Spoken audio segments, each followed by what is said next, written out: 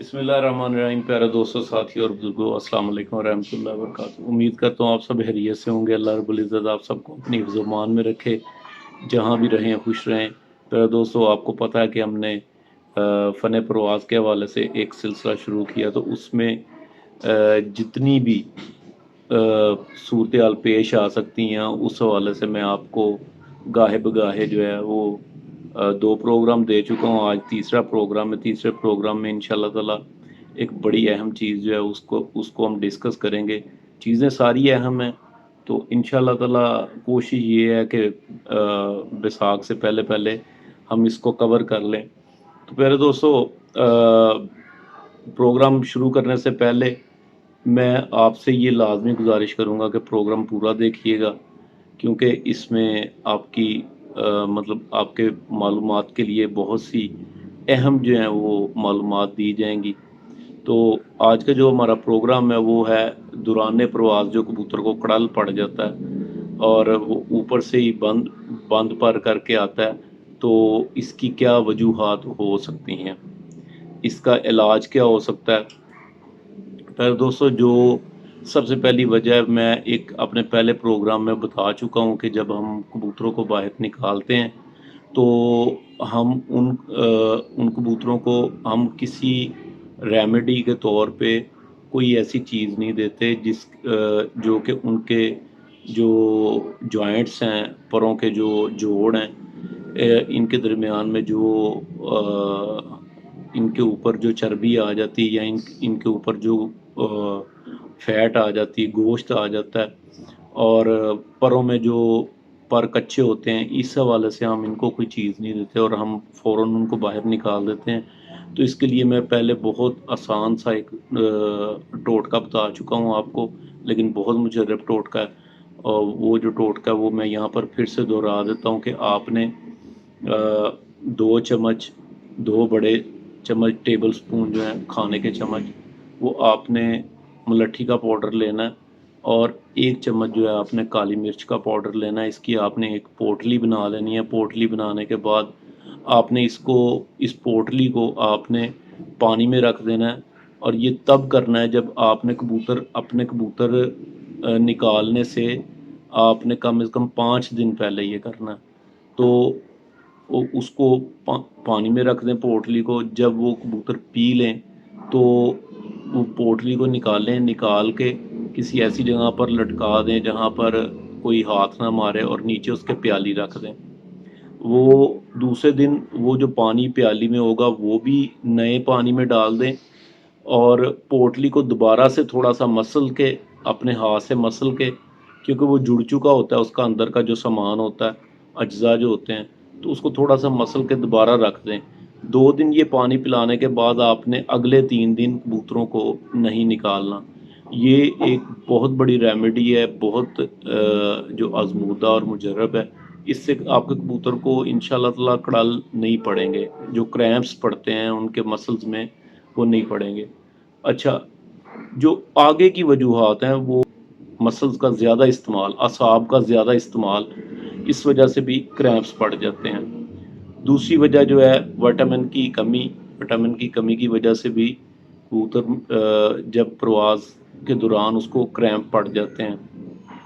तीसरी जो वजह है वो डेफिनेटली वो इससे पहले प्रोग्राम में भी एक आपके साथ शेयर की कि जब आप कबूतर की थकावट नहीं उतारेंगे तो वो ऐसी हालत होगी कि कबूतर के असाब के दौरान में सोजन पैदा हो जाती है, और दौरान प्रवास जब वो तकलीफ़ उससे उसकी बर्दाश्त से बाहर हो जाती है, तो वो कबूतर जो है वो अपनी परवाज़ को बजाय कि वो जारी रखे, वो पर बंद कर देता है, और हम इस हालत को क्रैम्प्स कहते हैं। ठीक है, तो प्यारे दोस्तों, ये जो मैंने आपको आखिरी हालत प्यारे दोस्तों ये है कि आप जो कबूतर है वो डिहाइड्रेट हो गया। डिहाइड्रेट होने की वजह से भी कबूतर जो है वो उसको कड़ल पड़ जाएंगे, क्रैम्प्स पड़ जाएंगे उसके मसल्स में। तो इसका बारी बारी सारा डिस्कस करते हैं। तो उसमें सबसे पहले जो बात है वो ये है कि اس کا میں نے آپ کو بتا دیا کہ وہ جو ریمیڈی ہے، جو ٹوٹکا ہے، وہ آپ یوز کر سکتے ہیں۔ اس کے بعد جو ہے وہ وٹامن کا پراپر یوز، وٹامن کے حوالے سے میں اسپیشلی یہ کہنا چاہوں گا کہ پاکستان میں جو وٹامنز موجود ہیں وہ زیادہ تر پولٹری کے لیے، مرغیوں کے لیے ہیں، اور ان کی جو پوٹینسی ہے وہ بھی اسی لحاظ سے سیٹ کی جاتی ہے۔ تو آپ کوشش یہ کریں کہ ان وٹامنز کی بجائے آپ بچوں والے جو وٹامن بازار میں دستیاب ہیں، جیسا کہ بہت سارے ایسے سیرپ ہیں، جیسے ان میں ایک پولی بیون بھی آتا ہے سیرپ، وہ آپ استعمال کر سکتے ہیں۔ لائزووٹ بھی سیرپ آتا ہے، لیڈر پلیکس آتا ہے۔ ان تینوں میں سے آپ کوئی بھی سیرپ جو ہے وہ اپنے کبوتروں کے لیے فلائٹس کے دوران میں آپ استعمال کر سکتے ہیں۔ اس کا کوئی قطعاً کسی قسم کا کوئی سائیڈ افیکٹ، کوئی نقصان نہیں ہے۔ اگلی جو صورتحال ہے پیارے دوستو، اوور یوز آف مسلز، مطلب اعصاب کا زیادہ استعمال، وہ تو ڈیفینیٹلی وہ تو آپ اپنے کبوتر کا جو اعصاب کا استعمال وہ کرے گا پروازوں کے دوران۔ تو اس کا سب سے بہترین جو حل ہے وہ یہ ہے کہ جب بھی کبوتر واپس آئے اس کی پراپر تھکاوٹ دور کی جائے۔ تھکاوٹ جب تک اس کی دور نہیں کی جائے گی، اس کے مسل جو ہیں وہ ریلیکس نہیں کیے جائیں گے، تو وہ دوسری تیسری پرواز میں جا کے وہ اس کو یہ پرابلم آ سکتی ہے۔ تو اس کے لیے میں نے آپ کو مسلز ریلیکسنٹ کے لیے آپ کو ٹیبلٹ بتائی، نیوبرول فورٹ یا پروویسین فورٹ۔ یہ دونوں جو ٹیبلٹس ہیں یہ بہت اچھا کام کرتی ہیں۔ اس کو استعمال کرنے کا طریقہ یہ ہے کہ آپ اس کو پیس لیں، پیس کر آپ اس کو 1 کپ پانی میں ڈال لیں، 1 کپ پانی میں ڈال کے اچھی طرح سے مکس کریں۔ مکس کر کے آپ 2 cc واپسی پہ جب آپ کبوتر اس کو سنبھال چکے ہیں، سارا کام کر چکے ہیں اور اس کو بند کرنا چاہیں، تو اس وقت آپ اس کو 2 cc دے دیں، تو صبح تک وہ کبوتر جو ہے وہ بڑا ریلیکس ہو جائے گا۔ اس کے علاوہ جو مطلب ڈیہائیڈریشن سے جو کڑل پڑتے ہیں، اس کے لیے او آر ایس بہترین ہے۔